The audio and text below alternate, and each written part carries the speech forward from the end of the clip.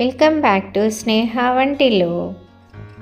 ఈరోజు నేను మీతో సూపర్ టేస్టీ యమ్మీగా ఉండే దోసకాయ పచ్చడి రెసిపీని మీతో షేర్ చేసుకోబోతున్నాను. దోసకాయలను సాంబార్లో, పప్పుచారులో వేయడమే కాకుండా పచ్చడిని కూడా తయారు చేసుకోవచ్చండి. ఈ దోసకాయ పచ్చడి అన్నంలోకి కానీ, చపాతీలోకి కానీ, పూరీలోకి కానీ ఎంతో టేస్టీగా ఉంటుందండి. దీనికి కావలసిన పదార్థాలు ఇప్పుడు చూద్దాము. దోసకాయలు 1/2 kg అండి. 4 టమాటాలు తీసుకోండి. కొత్తిమీర, జీలకర్ర 1 స్పూన్, వెల్లుల్లి, కరివేపాకు, 15 పచ్చిమిర్చి. పోపు కావాల్సిన పదార్థాలు: 1 స్పూన్ ఆవాల జీలకర్ర, 1 స్పూన్ మినపప్పు, 1 స్పూన్ శనగపప్పు, వెల్లుల్లి, కరివేపాకు, 4 ఎండుమిరపకాయలు, పసుపు, 2 ఉల్లిపాయలు. ముందుగా దోసకాయలను పొట్టు తీసుకొని అన్నీ ముక్కలుగా కట్ చేసుకొని ఒక బౌల్లోకి సపరేట్గా తీసి పెట్టుకుందామండి. టమాటాలు తీసుకొని టమాటాలను 2 ముక్కలుగా కట్ చేసి వాటిని మళ్ళీ 4 ముక్కలుగా కట్ చేయండి. ఈ కట్ చేసిన వాటిని ఒక బౌల్లో పక్కకు పెట్టుకోండి. తర్వాత ఉల్లిపాయలు, పచ్చిమిర్చి, వెల్లుల్లి వీటిని సన్నగా ముక్కలుగా కట్ చేసుకుందామండి.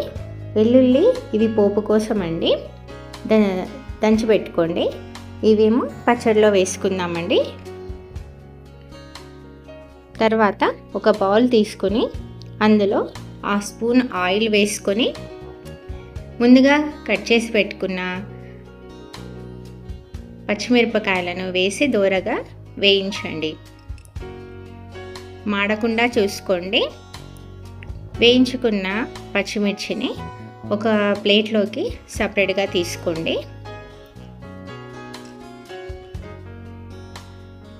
తర్వాత 1 స్పూన్ నూనె వేసుకొని ఇందులో ముందుగా మనం కట్ చేసి పెట్టుకున్న దోసకాయ ముక్కలను వేసి బాగా కలపండి. 1 స్పూన్ పసుపు కూడా వేసుకోండి. వీటిని కలిపి పచ్చివాసన పోయేంత వరకు బాగా కలుపుకోండి. తర్వాత టమాటాలను కూడా వేసుకోండి. వీటిలో వాటర్ బయటకు వచ్చేంత వరకు బాగా ఉడకనిచ్చుకోవాలండి. కొద్దిగా కరివేపాకు కూడా వేసుకోండి. కొత్తిమీర కూడా వేసుకొని ఒకసారి కలపండి.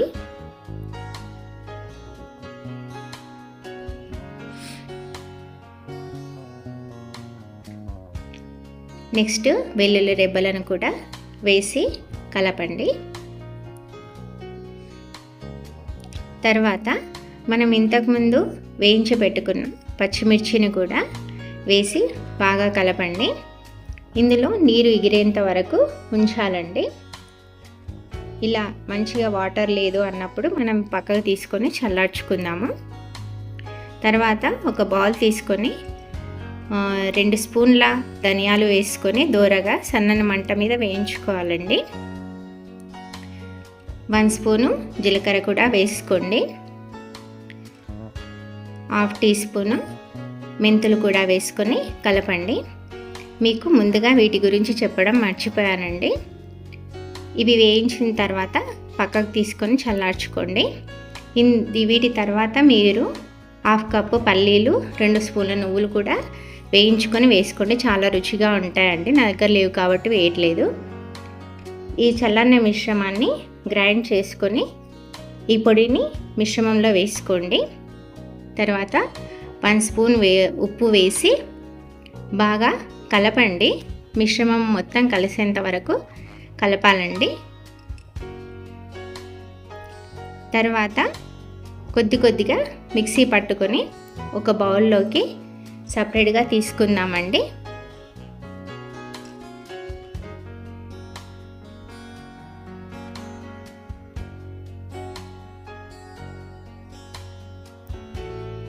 తర్వాత ఒక బౌల్లో 1 స్పూన్ ఆయిల్ వేసుకొని 1/2 టీ స్పూన్ ఆవాలు, జీలకర్ర వేసుకొని బాగా ఎర్రగా అయ్యేంత వరకు వేయించుకుందామండి.